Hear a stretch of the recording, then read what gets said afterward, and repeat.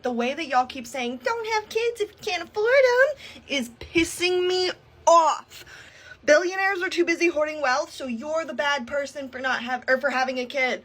Aha, but you see, actually, no, bad on you for not having children you can't afford because our oligarchs and plutocrats are panicking that we actually did exactly what they told us. No, really, Earth's population could peak in less than 4 years. Why? 2 reasons. First, teen births are plummeting across the world, which is a good thing, obviously. Secondly, the adults are having fewer children because we can't afford more. Any creature in an extremely stressful environment gives up reproduction for survival, and that's exactly what's happening.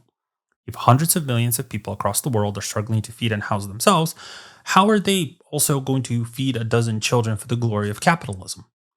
But the oligarchs don't really care about that because they have their fortunes riding on the line based on how we reproduce. To avoid taxes, they borrow heavily against their investments. If they want to avoid having to repay those loans and generate tax events by selling assets, they need the value of those collateral assets to keep going up and up and up. You can't do that in an economy that has fewer and fewer people.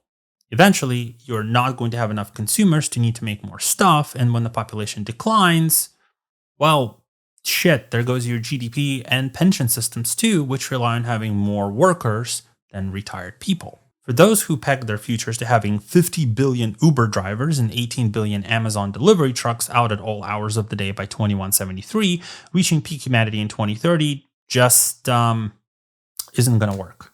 And yet, paradoxically, they don't want to solve the problem they're actually creating because they're not actually good problem solvers.